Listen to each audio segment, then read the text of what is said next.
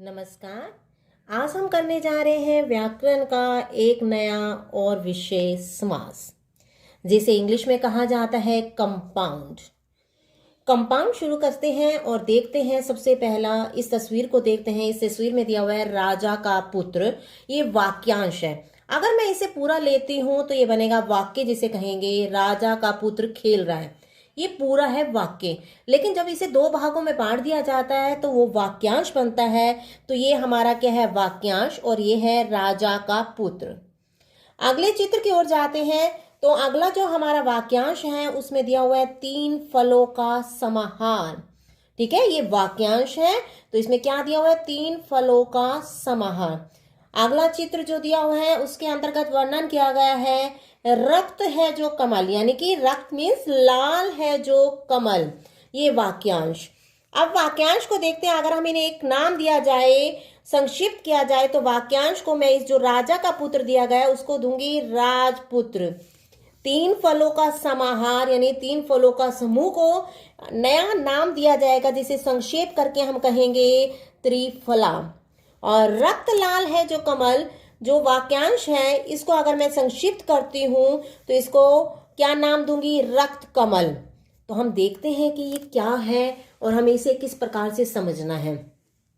अगर हम ऊपर के उदाहरणों में रंगीन शब्द दिए गए वाक्यांशों को संक्षिप्त करके बने हैं। ये जो वाक्यांश दिए हुए हैं इनको संक्षिप्त यानी जिसको हम कहेंगे शॉर्ट फॉर्म में दिया है राजपुत्र। ठीक है, 3 फलों का समाहार में हमने शॉर्ट करके दिया है, जिसे संक्षिप्त कहेंगे दिया है त्रिफला। और इसको रंगीन में देखें तो रक्त कमल दिया गया है।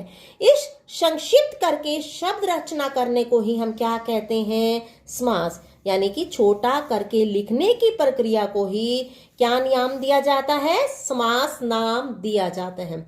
अगर हम समास का क्या करना चाहें, इसका विच्छेद करना चाहें, तो करेंगे हम सम प्लस में आस।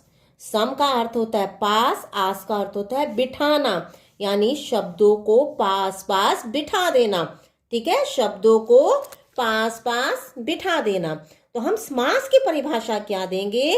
परस्पर संबंध रखने वाले दो या दो से अधिक शब्दों या अव्यय या उपसर्ग प्रत्यय के मेल होने पर किसी सार्थक शब्द का निर्माण करने की प्रक्रिया को समास कहते हैं। यानी कि क्या कहेंगे? दो या दो से अधिक शब्द जो आपस में क्या रखते हो? संबंध रखते हो। चाहे वो अव्यय के संबंध से बने, योग से बने, उपसर्ग के योग से बने, चाहे वो प्रत्यय के योग से बने, और जो इनसे शब्द बने वो सार्थक होना चाहिए। उसे हम क्या नाम देंगे? समास या समस्त पद। अब मैंने यहां पर बताया कि अव्यय के योग से भी बन सकते हैं, उपसर्ग के योग से भी बन सकते हैं, और प्रत्यय के योग से भी बन सकते हैं, और शब्द के योग से भी बन सकते हैं। तो हम इसे एग्जाम्पल से क्लियर करने का प्रयास करते हैं। यहां देखते हैं, हमने लिया स्नान के लिए घर और इसे संक्षिप्त किया स्नान घर। तो यहाँ जो स्नान है ये भी शब्द है और ये घर भी एक शब्द है, यानी कि यहाँ दो शब्दों का मेल हुआ है।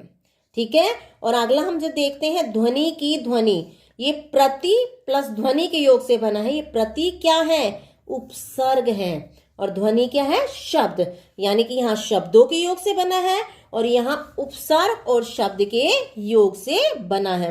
अगला हम देखते हैं ध्यान के साथ, और इसको हम कहेंगे संक्षिप्त करने की प्रक्रिया ध्यान पूर्वक। तो ये ध्यान है जो हमारा ये शब्द है, और पूर्वक क्या है? प्रत्यय।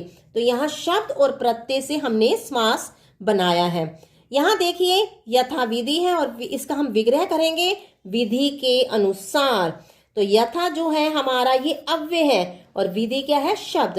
तो हमने यहाँ समास बनाने के लिए शब्दों का योग भी किया है, उपसर्ग का योग भी किया है, और शब्द और प्रत्यय का योग भी किया है, और साथ ही अव्यय और शब्द का योग भी किया है।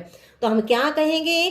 परस्पर संबंध रखने वाले दो या दो से अधिक शब्दों का योग हो, या उपसर्ग और शब्दों का योग हो, या शब्द और प्रत्यय का योग हो, या अव्यय और शब्द का योग हो।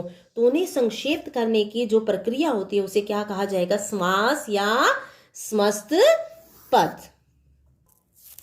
चलिए देखते हैं आगे। जो हमारा समस्त पद बना है तो हम कहेंगे कि किसी भी समस्त पद में 2 पद होते हैं। ठीक है। जो प्रथम पद होता है उसे पूर्व पद की संज्ञा दी जाती है तथा द्वितीय पद को उत्तर पद की संज्ञा दी जाती है। तो प्रथम पद कौन सा होगा, जैसे है यथा समय, तो यथा क्या है हमारा पूर्व पद और समय क्या है उत्तर पद, जिसे हम द्वितीय पद कहा जाता है, लेकिन व्याकरण में समास की प्रक्रिया में इसे नाम दिया जाएगा उत्तर पद। ठीक है। तो हमारे कितने समास पद में कितने पद होते हैं, दो, एक पूर्व पद और एक उत्तर पद। अब ये समास को मैं बार बार शब्द का प्रयोग करी थी, विग्रह करके देखते हैं। तो ये विग्रह क्या है उसे हम जानने का प्रयास करते हैं। विग्रह समास पद में लुप्त हुए पदों, अव्ययों, कारक चिन्हों आदि को पुनः पूर्व रूप में लाना ही विग्रह कहलाता है। जैसे ये हमारा समास पद है रेलगाड़ी, और अगर मैं इसे विग्रह मतलब इसमें क्या मैंने प्रयोग किया पर, तो हमने क्या कारक चिन्ह का प्रयोग किया अधिकरण में पर, तो रेल पर चलने वाली गाड़ी, उसे क्या करना लुप्त जो पद हो चुके हैं इसमें लुप्त हो चुके हैं उन पदों को पूर्व रूप में ही लाना क्या कहलाता है हमारा विग्रह, यानी कि अलग अलग करके लिखना विग्रह करना ही कहलाता है। तो आगे देखेंगे हम समास के भेद। आपके देखा जाए तो समास के भेद कहीं व्याकरण में किसी में 6 दिए गए हैं, किसी में 4, लेकिन मैंने यहाँ पर 4 भेद किए हैं और आगे इन्हें उपपद भागों में बांटा है। जो उप भाग है वो देखेंगे हम। सबसे पहले देखते हैं समास के 4 कौन कौन से भेद हैं। अव्ययी भाव समास, तत्पुरुष समास, द्वंद्व समास और बहुव्रीहि समास। अव्यय हमारा 1, तत्पुरुष 2, द्वंद्व 3 और बहुव्रीहि 4। यहाँ हमारा तत्पुरुष समास दिया गया है, इसके आगे हमने पाठ किए हैं द्विगु समास, कर्मधारय समास। जो आगे इसके उपभेद होंगे वो मैं आपको आगे आगे कंसेप्ट में क्लियर करती जाऊंगी। सबसे पहले जो हम देखते हैं समास का सबसे पहला भेद अव्यय भाव समास। नाम से ही क्लियर हो रहा है अव्ययी यानी कि अव्यय। जिस समास का पहला पद यानी कि पूरा पद अव्यय हो तथा प्रधान हो, प्रधान होता है मेन, जैसे कहा जाता है कि आपका प्रधान मुखिया कौन है, हेड कौन है, तो यहाँ पे हेड होगा कौन अव्यय।